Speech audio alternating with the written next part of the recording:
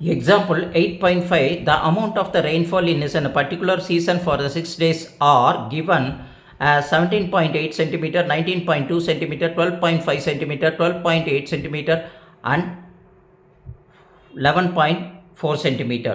Find its standard deviation அப்படின்னு கேட்டிருக்காங்க. அப்போது already arranging the numbers is இந்த அசெண்டிங் ஆர்டரில் ஆல்ரெடி அதுலேயே இருக்குது பாருங்கள், எல்லாமே அசெண்டிங் ஆர்டரில் தானே இருக்குது. அசெண்டிங் ஆர்டர்னால் நம்மளுக்கு என்ன செஞ்சுக்கிறோம், ஃபஸ்ட்டு சின்ன நம்பர்லேருந்து பெரிய நம்பர் போகிறது தான் என்னது, small number to bigger number போகிறது தான் ascending order. Already to be the கொடுத்துருக்காங்க. ஸோ நம்பர் ஆஃப் அப்சர்வேஷன் அப்போ 1 2 3 4 5 6 அப்போ n ஈக்குவல் டு 6ன்றதை எழுதிக்கிறோம். நம்ம அடுத்தது என்ன கண்டுபிடிக்கணும், x bar is an arithmetic mean or mean, எப்படி சொன்னாலும் ரைட்டு தான். அப்போ கொடுத்துருக்கிற இந்த அப்சர்வேஷன்ஸ் எல்லாமே நம்ம ஆட் பண்ணி divided by total number n equal to எவ்வளோ வருது, 6 வருது, அதால் டிவைட் பண்ணிக்கிறோம். அப்போ இதெல்லாம் ஆட் பண்ணோம்னா நம்மளுக்கு எவ்வளோ கிடைக்கும், 90 கிடைக்கும். டிவைடட் பை 6 அதுதான் எக்ஸ் பார்.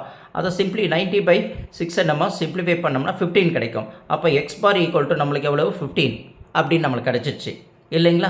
அடுத்தது நம்ம என்ன கண்டுபிடிக்கணும், கொடுத்துருக்கிறதெல்லாம் ஒரு இதுமாரி ஒரு டேபிள் மாரி இப்படி நம்ம போட ஆரம்பிக்கணும். புரியுது இல்லைங்களா. இப்படி டேபிள் போட்டுட்டோம்னா அந்த டேபிளில் என்ன கொடுத்துருக்காங்க, எக்ஸ் கொடுத்துருக்காங்க, அப்புறம் எக்ஸ் மைனஸ் எக்ஸ் பார் அதுதான் நம்மளுக்கு என்னவா கண்டுபிடிக்கிறோம், டி அப்படின்னு நம்ம கண்டுபிடிக்கிறோம். அந்த டியை தான் எக்ஸ் மைனஸ் எக்ஸ் பார் தான் நம்ம இப்போ கண்டுபிடிச்சோம் பார்த்தீங்களா 15.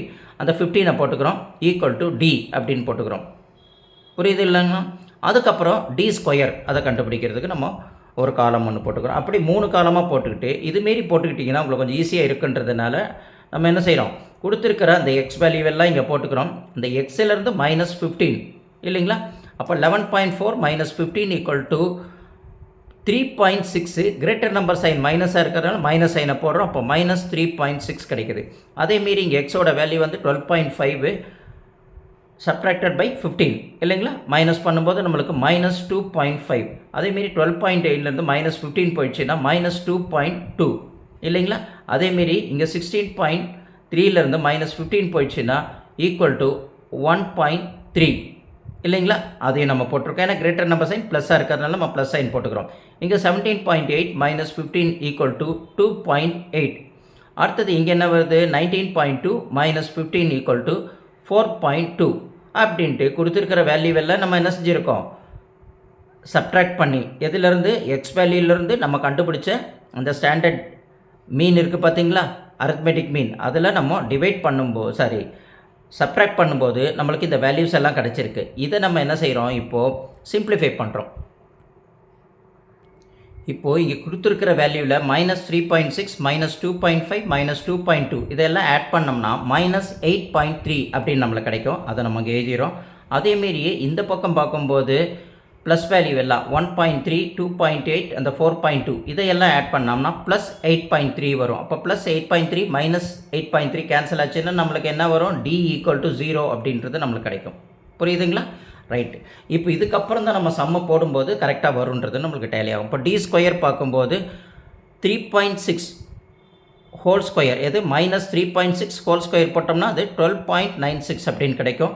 அதேமாரி -2.5 த ஹோல் ஸ்கொயர்னு போடும்போது நம்ம என்ன செய்கிறோம், -2.5 into -2.5 it became 6.25 minus plus ஆகிடும் இல்லைங்களா, ஸ்கொயராக இருக்கிறதுனால. அதேமாரி -2.2 த ஹோல் ஸ்கொயர்னு போட்டோம்னா மைனஸ் ப்ளஸ் ஆகிடும்.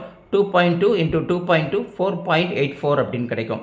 அதேமாரி 1.3 இன்ட்டு 1.3 நம்மளுக்கு என்ன கிடைக்கும், 1.69 அப்படின்னு நம்மளுக்கு ஸ்கொயராக கிடைக்கும். அதேமாரி 2.8 இன்ட்டு 2.8 மல்டிப்ளிகேஷன் பண்ணும்போது நம்மளுக்கு என்ன கிடைக்கும், 7.84 அப்படின்னு கிடைக்கும். 4.2 த ஹோல் ஸ்கொயர் இல்லைங்களா. அப்போ 4.2 இன்ட்டு 4.2 போடும்போது 17.64 அப்படின்னு கிடைக்கும்.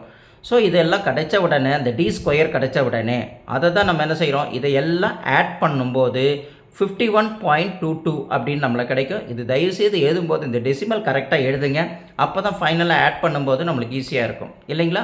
அப்போ 51.22 அதுதான் என்னது, சிக்மா டி ஸ்கொயர், அதாவது சம்மேஷன் ஆஃப் டி ஸ்கொயர் எல்லாத்தையுமே ஆட் பண்ணி போட்டாச்சு. எதுக்கு இது பண்ணுறோம் அப்படின்னம்னா நம்மளுடைய ஃபார்முலா என்ன இருக்குது, ஸ்டாண்டர்ட் டிவியேஷன் ஃபார்முலா என்னது நம்ம பார்த்துருக்கோம்.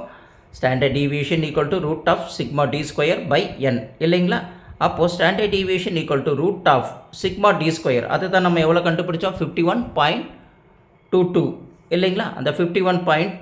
சிக்மா டி ஸ்கொயருக்கு பதில் எழுதிடணும். எழுதிட்டு அடுத்தது நம்ம என்ன செய்யணும், 1 2 3 4 5 6 how many observation are there அப்படின்னு பார்த்தோம்னா நம்மளுக்கு எவ்வளோ வருது, n ஈக்குவல் டு நம்மளுக்கு 6 அப்படின்னு நம்மளுக்கு கிடைக்குது இல்லைங்களா. அந்த n தான் நம்பர் ஆஃப் அப்சர்வேஷன் போட்டாச்சு, 6 போட்டாச்சு. அப்போ இது சிம்பிளிஃபை பண்ணோம்னா 8.53 அப்படின்னு கிடைக்கும். அந்த ரூட்டு போட மறந்துடாதீங்க, ரூட் ஆஃப் 8.53.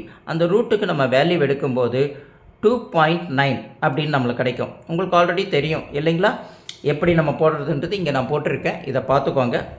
பார்த்தீங்கன்னா அழகப்படியும் 2.9 புரியுது இல்லைங்களா. அப்போது standard deviation equal to root of 8.53.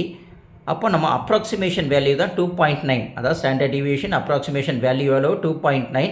அது எப்படி அந்த நம்ம ஸ்கொயர் ரூட்டுக்கு மெத்தடில் கண்டுபிடிக்கிறது அப்படின்னு பார்த்தோம்னா 8.53க்கு நம்ம கண்டுபிடிக்கும் போது நம்மளுக்கு என்ன கிடைக்கிது, 2.9. அதை தான் நம்ம என்னவா கன்சிடர் பண்ணிக்கிறோம், standard deviation of the given sum அப்படின்றத நம்ம கன்சிடர் பண்ணுறோம்.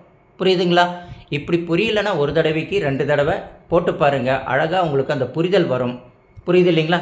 இப்படி ஸ்டெப்ஸை நீங்கள் பிரித்து போட்டு இப்படி எழுதி போட்டிங்கன்னா ஒரே டைமில் நீங்கள் கேல்குலேஷன் பண்ணதில் இங்கே கேல்குலேஷன் முடிஞ்சிடும், உங்களுக்கு ஸ்டெப்ஸும் ஈஸியாக வந்துடும். புரியுது இல்லைங்களா.